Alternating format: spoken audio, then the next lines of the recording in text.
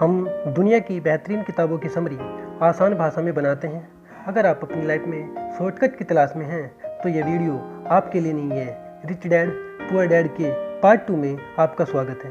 Point number 4, tax का इतिहास और कॉरपोरेशंस की ताकत। इस पॉइंट में रॉबर्ट टी कियोसाकी बताते हैं कि फाइनेंशियल आईक्यू के लिए आपको कुछ बेसिक चीज़ों की समझ होनी चाहिए, जैसे अकाउंटिंग, इन्वेस्टमेंट, मार्केट और कानून यानी लॉ। रॉबर्ट बताते हैं कि कॉरपोरेट के लिए काम करने वाले लोगों को जब सैलरी मिलती है तो वे पहले टैक्स का पेमेंट करते हैं और बचे हुए पैसों से अपना खर्च चलाते हैं। इसके अपोजिट कॉरपोरेशन के मालिक यानी अमीर लोग जब कमाते हैं पहले खर्च करते हैं और उसके बाद बचे हुए पैसों से टैक्स का पेमेंट करते हैं। यह अमीरों द्वारा इस्तेमाल किए जाने वाला सबसे बड़ा कानूनी बचाव का रास्ता है। अपने कॉरपोरेशन का बेनिफिट यह है कि ट्रैवलिंग एक्सपेंस, इंश्योरेंस, कार की ईएमआई, मेंटेनेंस के एक्सपेंस कंपनी के अकाउंट में डाल दिए जाते हैं। उसके बाद बचे हुए पैसों से टैक्स का पेमेंट किया जाता है। पॉइंट नंबर 5, अमीर लोग पैसे का आविष्कार करते हैं। इस पॉइंट में रॉबर्ट बताते हैं, अगर आप ज़्यादा पैसा बनाना चाहते हैं तो कड़ी मेहनत करने के अलावा आपका फाइनेंशियल आईक्यू ज़्यादा इम्पोर्टेंट है। अगर आप चीज़ों के सही होने का इंतज़ार करते हैं तो आप कभी भी ज़्यादा पैसा नहीं बना पाएंगे।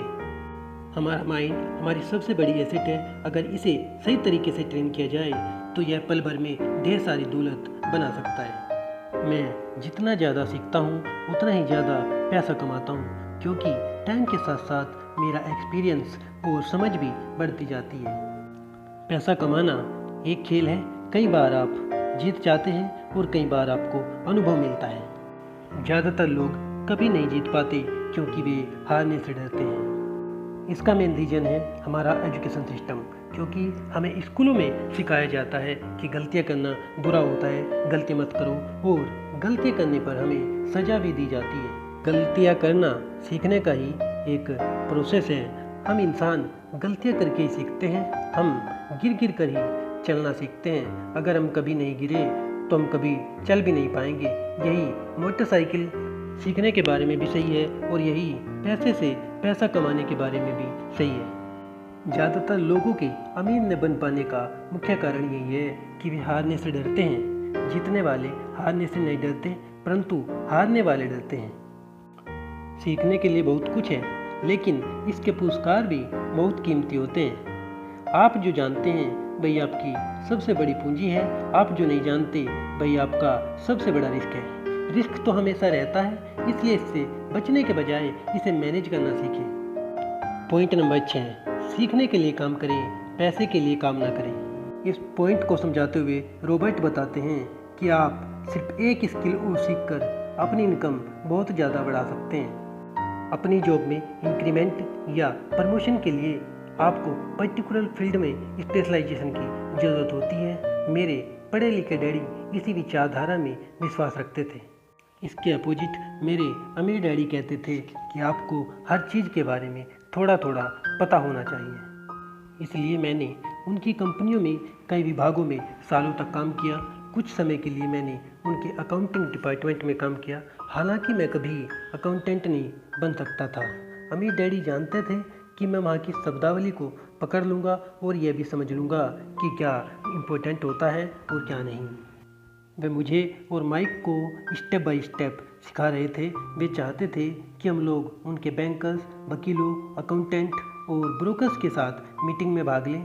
वे चाहते थे कि हम लोग उनकी कंपनी के हर पहलू के बारे में थोड़ी बहुत जानकारी रखें। मेरे अमीर डैडी ने मुझे बताया कि आपको सेल्स, मार्केटिंग और लीडरशिप की स्किल्स सीखनी चाहिए।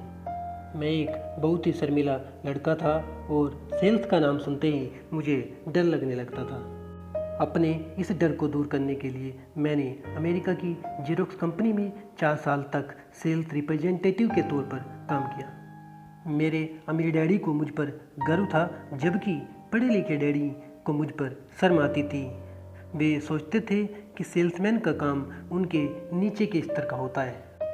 मेरे अमीर डैडी कहते थे कि काम करने वाले इसलिए कड़ी मेहनत करते हैं ताकि उन्हें नौकरी से न निकाल दिया जाए, और मालिक उन्हें केवल इतना ही देते हैं ताकि काम करने वाले छोड़कर न चले जाएं। मैं युवा लोगों को यही सलाह दूंगा कि वे ज़्यादा पैसा कमाने के बजाय सीखने पर ज़्यादा फोकस करें। वे कहते हैं कि हर किसी को सेल्स, कम्युनिकेशन और मार्केटिंग की स्किल सीखनी चाहिए। ये तीनों स्किल्स आप किसी भी नेटवर्क मार्केटिंग कंपनी में शामिल होकर सीख सकते हैं, जिसे मल्टी लेवल मार्केटिंग भी कहा जाता है, क्योंकि इन कंपनियों के ट्रेनिंग प्रोग्राम बहुत अच्छे होते हैं जो लोगों के मन से हेजिटेशन और फेलियर का डर निकाल देते हैं। जब लोग कहते हैं इसमें तो बहुत झंझट है, यह मैं केवल वही करना चाहता हूँ जिसमें मेरा इंटरेस्ट है, तो इसके जवाब में मेरे अमीर डैडी कहते हैं कि मेरा जिम में बिल्कुल भी इंटरेस्ट नहीं है, पर मैं वहाँ इसलिए जाता हूँ ताकि मैं ज़्यादा फिट हो सकूँ और ज़्यादा समय तक जिंदा रह सकूँ। ज़्यादातर टैलेंटेड लोग या तो गरीब हैं या फिर पैसे की समस्या से जूझ रहे हैं या अपनी क्षमताओं से कम पैसा कमा रहे हैं, और इसका जिम्मेदार उनके ज्ञान का विषय नहीं है बल्कि उनका अज्ञान है। वे अपना सारा ध्यान बेहतर बर्गर बनाने में लगाते हैं और उसे घर तक पहुंचाने की स्किल पर बिल्कुल भी ध्यान नहीं देते, यानी बर्गर की सेल्स और मार्केटिंग पर। शायद मैकडोनाल्ड इतना अच्छा बर्गर ना बनाता हो, परंतु वे उसकी सेल्स और मार्केटिंग में बहुत अच्छे हैं। ज़्यादातर लोगों को सेल्स और मार्केटिंग की स्किल इसलिए कठिन लगती हैं क्योंकि वे रिजेक्शन से या फेलियर से डरते हैं। आप सेल्स और मार्केटिंग में जितने बेहतर होंगे, आपके लिए ज़िंदगी उतनी ही बेहतर होती जाएगी।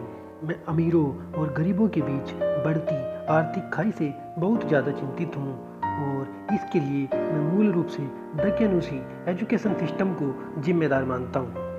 फाइनेंशियल फ्रीडम पाने के लिए आपको कुछ चीज़ों का सामना करना पड़ सकता है, जैसे डर, आलस्य, बुरी आदतें और जिद। पैसे के नुकसान का डर असली है, यह हर व्यक्ति को होता है, अमीरों को भी। लेकिन प्रॉब्लम डर नहीं है, प्रॉब्लम यह है कि आप इस डर का सामना किस तरह से करते हैं, पैसा खोने के बाद स्थिति से किस तरह निपटते हैं। यह केवल पैसे के बारे में ही नहीं बल्कि हर चीज़ के बारे में सही है। मैंने अपनी ज़िंदगी में यह सीखा है कि जीत हमेशा हार के बाद आती है। जब मैंने मोटरसाइकिल चलाना सीखा तो उसके पहले मैं कई बार गिरा। मैं आज तक एक भी ऐसे मेरे व्यक्ति से नहीं मिला हूँ जिसने कभी अपना पैसा न गंवाया हो, लेकिन ऐसे बहुत से गरीब लोगों से ज़रूर मिला हूँ जिन्होंने 1 रुपया भी नहीं गंवाया है। ज़्यादातर लोग अमीर बनने का सपना देखते हैं, लेकिन पैसा खोने के विचार से ही कांप जाते हैं, इसलिए वे कभी अमीर नहीं बन पाते। बिजी लोग अक्सर बहुत आलसी होते हैं। वे इतने बिजी होते हैं कि उन्हें अपने एसेट की भी फिक्र नहीं होती और न ही अपने स्वास्थ्य की। वे बिजी हैं और बिजी बने रहना चाहते हैं क्योंकि वे किसी चीज़ का सामना नहीं करना चाहते।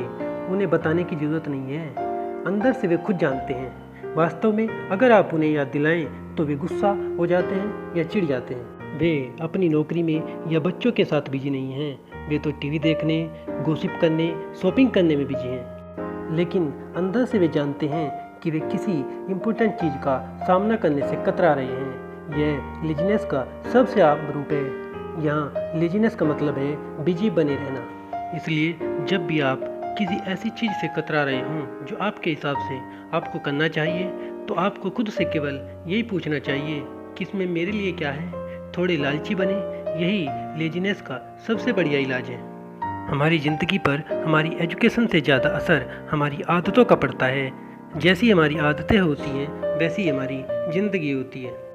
जिद या हठधर्मिता अहंकार और अज्ञान का मिला जुला रूप है।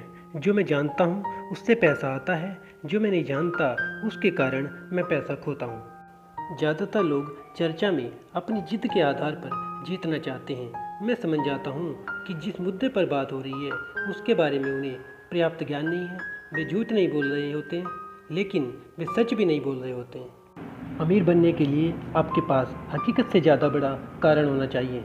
आपको बिल्कुल क्लियर पता होना चाहिए कि आप क्या चाहते हैं और आप क्या नहीं चाहते हैं। पावर ऑफ चॉइस, विकल्प चुनने की ताकत। जब हमारे हाथ में $1 भी आता है तो यह हमारे हाथ में होता है कि हम भविष्य में अमीर, गरीब या मध्यवर्गीय बनने का विकल्प चुनें। पहले शिक्षा में निवेश करें। आपका दिमाग आपकी सबसे बड़ी पूंजी है। आप पर निर्भर करता है कि आप सारा दिन टीवी पर बैठकर बिग बॉस या क्राइम पेट्रोल देख सकते हैं, या फाइनेंस के ऊपर कोई किताब पढ़ सकते हैं, कोई बुक समरी सुन सकते हैं। ज़्यादातर लोग बस इन्वेस्टमेंट करना चाहते हैं, लेकिन इससे पहले इन्वेस्टमेंट के बारे में नॉलेज लेने के लिए एक भी पैसा खर्च नहीं करना चाहते। पैसा कमाने के लिए पहले एक फार्मूला सीखिए, फिर उसको प्रैक्टिस में लेके आइए, उसके बाद नए फार्मूले पे जाइए।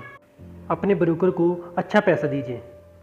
ज़्यादातर लोग रेस्टोरेंट में खराब सर्विस के बावजूद 15 से 20% टिप देते हैं और अपने ब्रोकर को 3 से 7% देने में आनाकानी करते हैं, शिकायत करते हैं। सिखाओ और आपको मिलेगा। मैंने पाया है कि मैं सीखने वालों को जितनी गंभीरता से जितना ज़्यादा सिखाता हूँ, मैं भी उतना ही ज़्यादा सीखता हूँ। अगर आप पैसे के बारे में सीखना चाहते हैं तो इसे किसी और को सिखाएं। ऐसा करने से आपके दिमाग में बहुत से नए विचारों और फॉर्मूलों की बाढ़ आ जाएगी। अगर आपको लगता है ये समरी लोगों की लाइफ में हेल्प कर सकती है तो ज़्यादा से ज़्यादा लोगों के साथ शेयर कीजिए। अगर आप ये किताब खरीदना चाहते हैं तो डिस्क्रिप्शन में दिए गए लिंक की मदद से खरीद सकते हैं। दुनिया की ऐसी ही बेहतरीन किताबों की समरी सुनने के लिए हमारे चैनल को सब्सक्राइब कीजिए, लाइक कीजिए और कमेंट कीजिए। धन्यवाद।